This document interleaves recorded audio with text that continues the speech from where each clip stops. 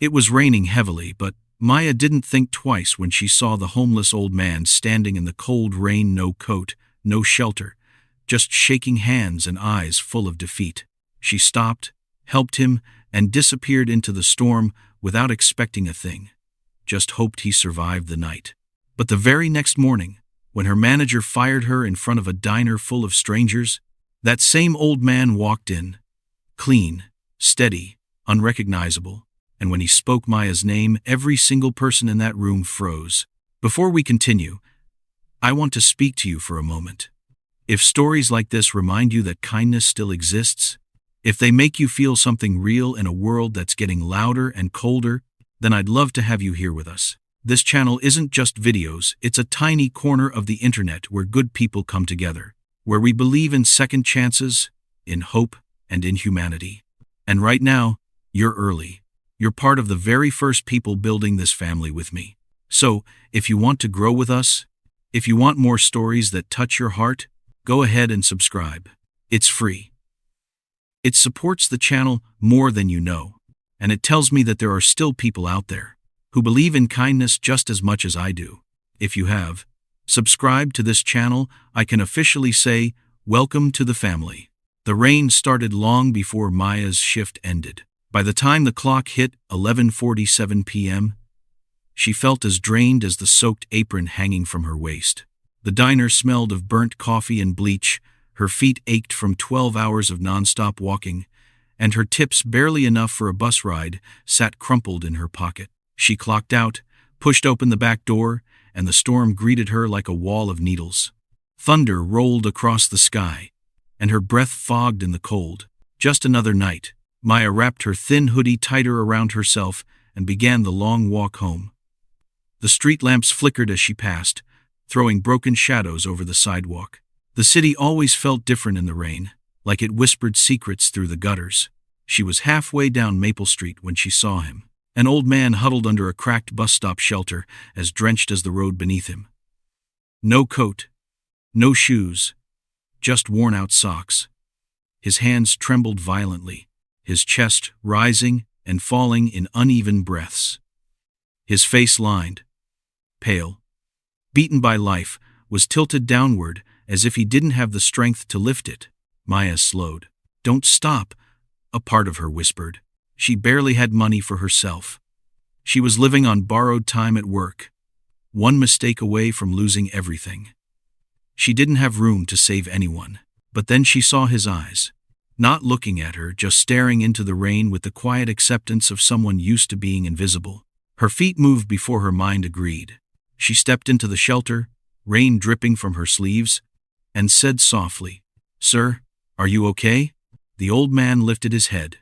His voice cracked like brittle wood. "Just cold." He wasn't just cold. He was shaking like his bones might snap.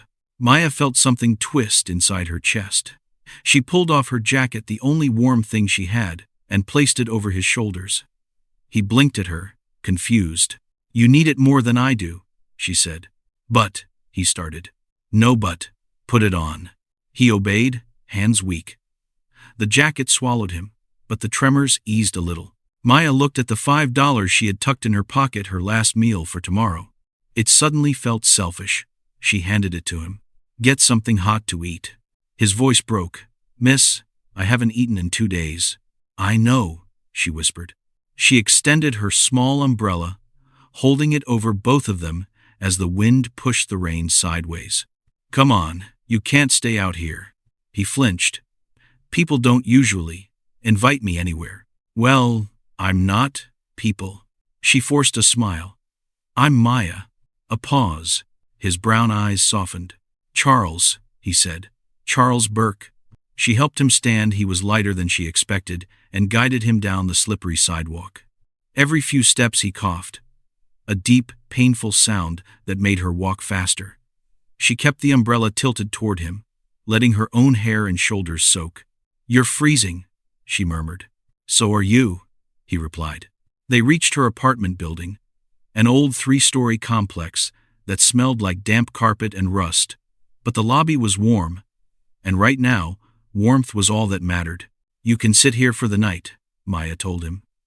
"It's not much, but it'll keep you dry. Charles lowered himself onto the chair by the wall, relief pouring over his face. Miss Maya. His voice trembled not from the cold this time, but from something deeper. Gratitude. Shock. I don't know how to thank you. You don't have to. She wiped rain from her eyelashes. No one deserves to freeze alone. For a moment, they just looked at each other. The young waitress, with tired eyes, and the old man, who had clearly seen too much of the world's cruelty. Something passed between them, a quiet understanding. Then Maya stepped back toward the staircase. I'll check on you in the morning, she said. You'll be safe here. He nodded. God bless you, child. She climbed the stairs, each step heavier than the last. Halfway up, she paused on the landing and looked down. Charles sat quietly in the dim lobby light, wrapped in her jacket, his silhouette framed by the flickering hallway bulb. For the first time all night, he looked warm, human. Maya closed her eyes and whispered, God, please let him be safe tonight. She turned toward her door, exhausted but relieved, then stopped. A sound drifted from below, not a cough, not the hum of the heater. Her name, barely audible, carried through the empty hall. Maya. Her skin prickled. She leaned over the railing. Charles wasn't looking at the floor anymore. His eyes were fixed on the stairs as if he was memorizing something only he could see. And then, very slowly, he smiled.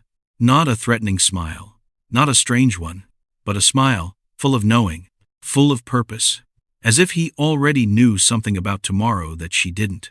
The lobby light flickered once, twice, then went out. Darkness swallowed everything. The lobby light was still dead when Maya came downstairs. She peeked toward the chair where Charles had sat the night before, but it was empty. Her jacket folded neatly, her umbrella gone. A small slip of paper lay on the chair cushion with a shaky handwritten message. Thank you. Maya smiled softly. He must have left early. I hope he found somewhere warm. But that warm thought lasted only seconds, because when she stepped outside, rain was already hammering the streets again, harder than the night before. Water rushed through the gutters like a river, and the sky had turned a heavy, storm-soaked gray. Maya hurried toward the bus stop, shoes splashing through puddles, breath fogging in the cold air. She had set her alarm early, wanted to arrive ahead of time. After last night, she needed a good day, but life didn't care. When she reached the bus stop, yellow tape stretched across the road. A city worker stood ankle-deep in rising water. Roads flooded, he called out. Buses can't get through. Maybe an hour, maybe two. Maya's heart dropped. She checked her phone.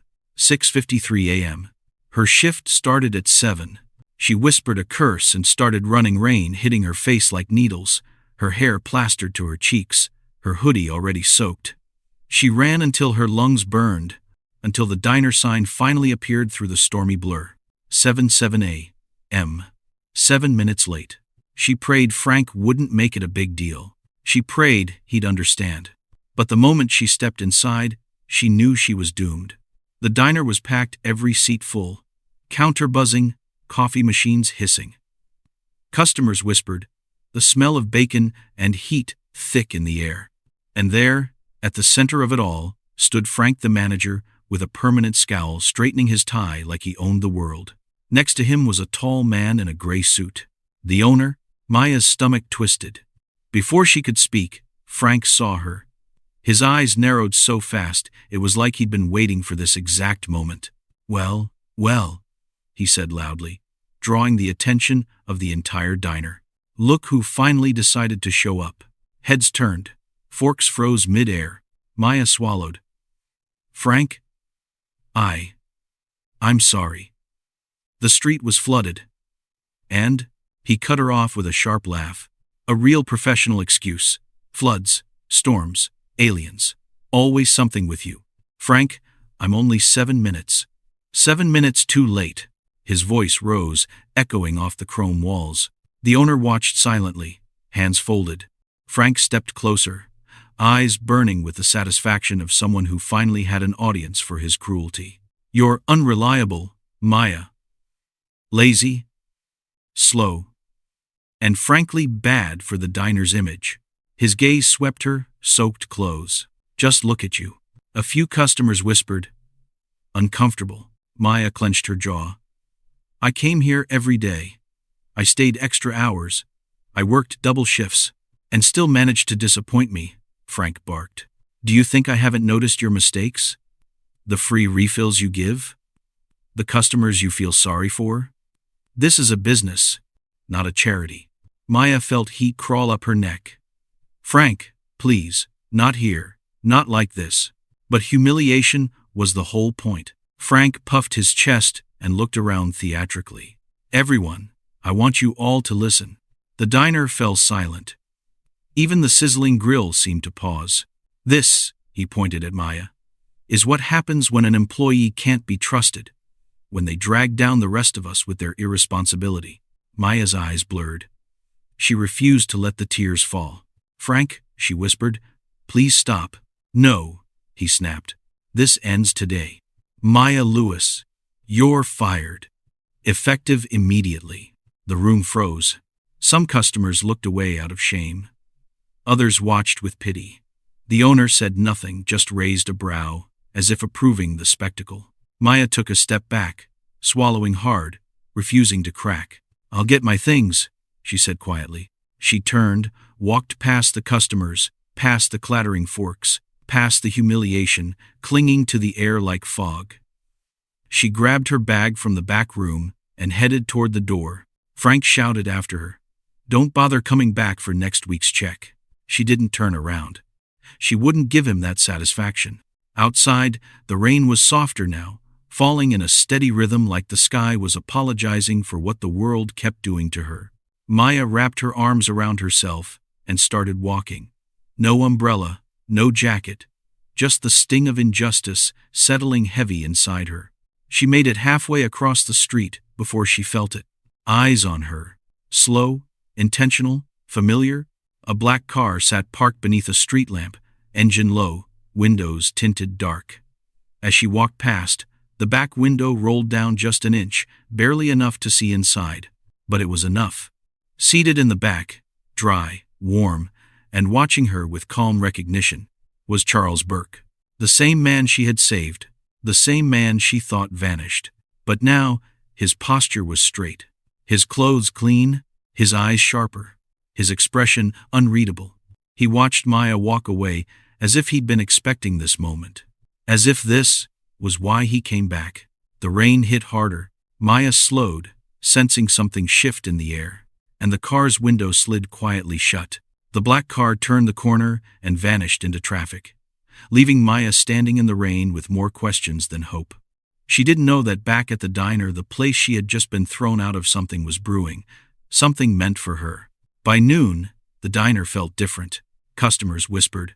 Employees rushed around nervously. Everyone kept glancing at the door because the owner was supposed to arrive at any minute to review staff performance, to finalize schedules, to decide who stayed and who didn't. Frank stood behind the counter like a proud rooster, chest puffed, acting as though firing Maya had promoted him to royalty. Everyone stay sharp, he barked. Mr. Dalton will be here any moment. I want this place looking perfect. No mistakes. The waitresses exchanged tired glances. Maya had always kept this place running, smoother than any of them. Her absence was already showing. Orders backed up. Tables waited too long. Customers looked irritated. But Frank didn't care. He was too busy polishing his ego. At 12 p.m., on the dot, the bell over the diner door chimed. Every head turned. Every conversation stopped mid-sentence.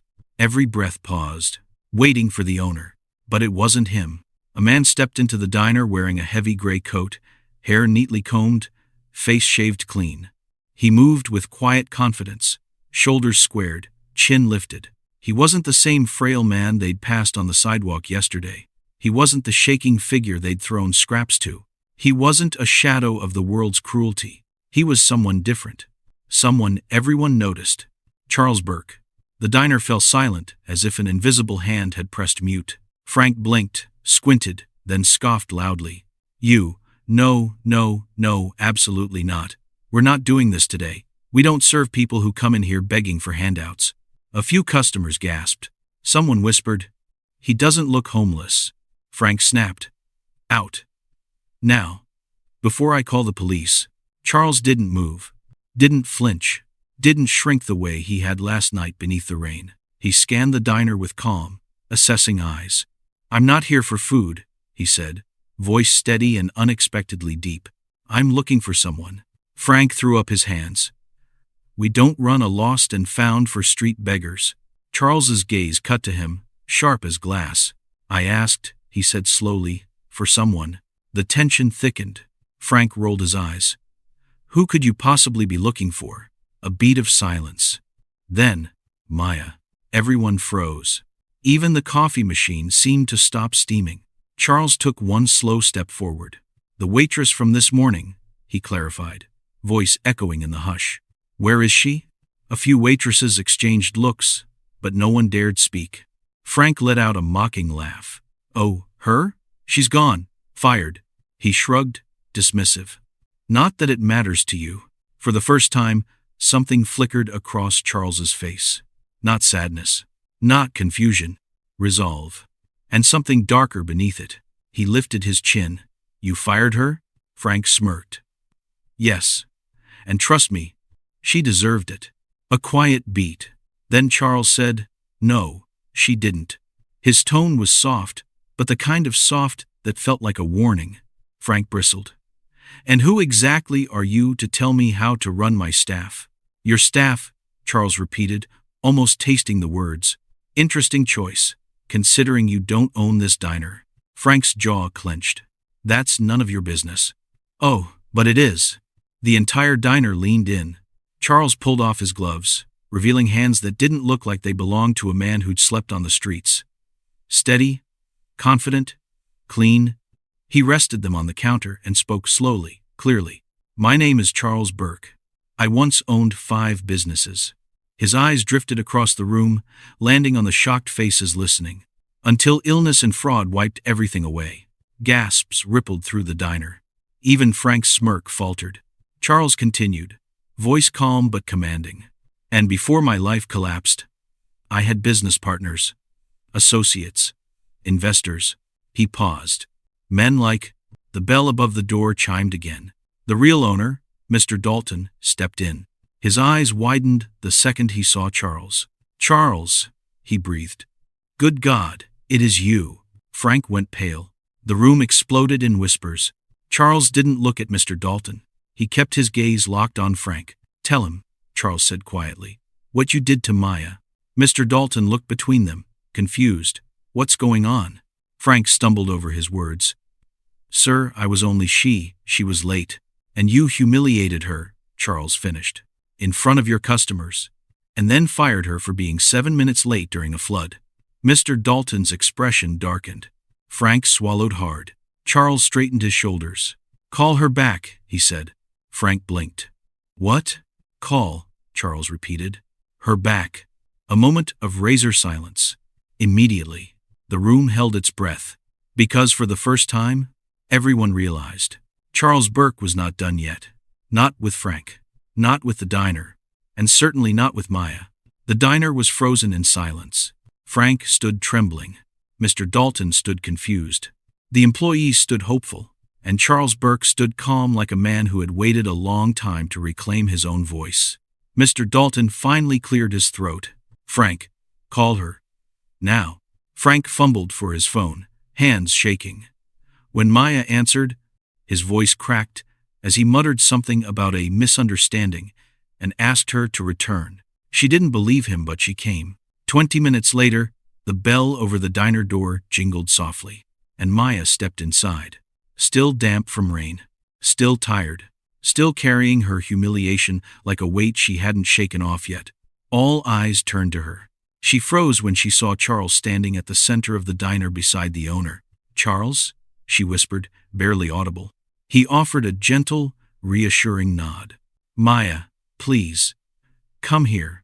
Frank stood off to the side, pale and sweating, pretending to reorganize napkins. Mr. Dalton stepped forward first. Miss Lewis, I'd like to personally apologize. Charles lifted a hand politely, and the owner stopped mid-sentence. This isn't his apology to give, Charles said, turning toward the crowd. It's mine. Maya's brows pulled together, Yours? For what? For not telling you who I really was last night. The diner fell into a tighter silence. Charles took a slow breath before speaking, his voice steady but heavy with memory. Last night, in the rain, I wasn't just homeless. I was dying. Gasps rippled through the customers. I was cold, starving. My lungs were shutting down, and people walked past me like I didn't exist. His voice softened. But you didn't. Maya blinked rapidly, stunned. You stopped. You gave me your jacket, your last $5, and a place to stay warm, even though you barely had anything yourself. He stepped closer, close enough for only her to hear the gentleness in his tone. No one has shown me that kind of kindness in years. Maya swallowed hard, her eyes burning. I just couldn't leave you there. Charles turned to the diner again. What she doesn't know, he continued, is who she saved. He squared his shoulders. My name is Charles Burke. I once owned 5 businesses. I was a partner to Mr. Dalton. I had a home, a life, and a family. Until illness and fraud took it all. I've been trying to rebuild ever since. Mr. Dalton nodded solemnly. It's true. Charles was one of the best in this city. Charles's gaze softened when it returned to Maya. And last night, she saved me from the worst moment of my life. A few customers clapped gently, modest, respectful applause that filled the diner with warmth. Charles continued, This morning, I watched you leave this diner in tears because a manager, his eyes flicked sharply toward Frank, chose cruelty over compassion. Frank flinched, unable to hide. So, Charles said, I asked the owner to bring you back, not as a server, not even as a waitress. Mr. Dalton stepped forward again, this time with a small smile. Maya, how would you feel about becoming our assistant manager? The diner collectively gasped. Maya covered her mouth. Assistant, manager? You've earned it, Mr. Dalton said. Your work ethic, your kindness, your loyalty. We need people like you. Frank opened his mouth to protest, but one stern look from Dalton shut him down instantly. And Frank, Dalton added coldly, from this moment on, you report to her. Frank's jaw dropped. Maya's eyes widened even more. Wait, me? Charles smiled. You deserve more than you've ever been given. Tears finally spilled down Maya's cheeks, relief, gratitude, disbelief, all hitting at once. I don't know what to say. Then just accept it, Charles said softly. She did. The rest of her shift was different customers, kinder, co-workers, supportive, Frank, unusually quiet. Every few minutes, Maya caught someone smiling at her, as if silently cheering for her victory. But the real moment came at sundown. When the diner lights dimmed and the doors were locked, Maya stepped outside into the cool evening air, finally breathing freely again. She turned toward the bus stop, and there he was, Charles, sitting on the bench beneath a street lamp, looking much older than he had earlier. The weight of his past sat on his shoulders, but his eyes warmed when he saw her. You waited for me? Maya asked gently. He shrugged with a faint smile. I owed you that. She walked toward him, the street quiet, the golden light flickering across his face. You hungry? She asked. I was thinking, maybe we could get a warm dinner somewhere. My treat. Charles looked down, touched more deeply than he could express. I'd like that very much. They walked off together slowly, like two people who had found something rare in this world. A second chance. And the beginning of a real friendship. The next morning, Maya walked into the diner with the kind of smile people wear when they're still trying to believe their life has finally taken a turn for the better. Assistant manager, a title she never imagined she'd earn, especially not here. Especially not after everything that happened. But Frank stood behind the counter, arms crossed, staring at her with a smirk that didn't match the uniform on his chest. A smirk that said, I'm not done. From the start of the shift, things felt off. The cash register kept glitching, receipts disappeared. Orders were accidentally doubled or canceled. And every time something went wrong, Frank appeared beside her, just long enough to sigh dramatically, shake his head, and whisper loud enough for others to hear. Management material? By noon, whispers had begun. Maya could feel them like smoke curling around her feet, threatening to choke her. The other staff glanced her way with uncertainty, with doubt, all except Charles, who sat quietly in his corner booth, sipping hot chocolate instead of coffee, watching, observing every detail. Then, the missing money happened. Not a big amount, just enough to raise eyebrows, tighten jaws, and turn the room into ice. "Maya," Frank said, fake sympathy dripping from his voice. The owner's wife looked uncomfortable. The cooks pretended not to listen. A few customers turned their heads. Maya felt her chest tighten. "I didn't take anything." Frank gave a soft chuckle. "Sure you didn't." Her hands trembled, just a little. Because she knew how this place worked. One seed of doubt could grow into a tree full of poisoned fruit. And Frank was planting seeds everywhere. But Charles saw something else. He watched the way Frank hovered too closely around the drawer, the way he conveniently discovered the missing cash, the way he never once looked surprised, only victorious. That night, after the diner closed and the lights dimmed, Charles approached the owner quietly. "Let me help you," he said. With his new coat, his trimmed hair, and the steady way he carried himself, he no longer looked like a man beaten by life. He looked like someone with authority, someone who'd run empires and navigated corporate wars. Because he had. And the owner knew it. Within an hour, small cameras were installed above the registers and near the office, hidden perfectly in corners, where only someone paranoid or guilty would think to look. Over the next 2 days, Maya felt the pressure grow. Frank intensified everything. A spilled drink blamed on her. A wrong order he deliberately entered, but claimed was her mistake. A rumor that she was using her sob story to get sympathy from Charles. Rumors that spread like wildfire because people always love a story with smoke, even if there's no fire. Every night she went home exhausted, her confidence cracking at the edges. Every morning Charles returned, sitting in the same booth, watching closely, saying little. But Maya noticed the way his eyes followed Frank. The way he leaned forward whenever Frank walked near the register. The way he studied everything like a chessboard. Then came the night that changed everything. The diner closed, chairs stacked, floors mopped, staff gone. The owner, Charles, and Maya remained. "Maya," the owner said gently, "there have been concerns about the drawer, about the mistakes. I want to believe you, truly.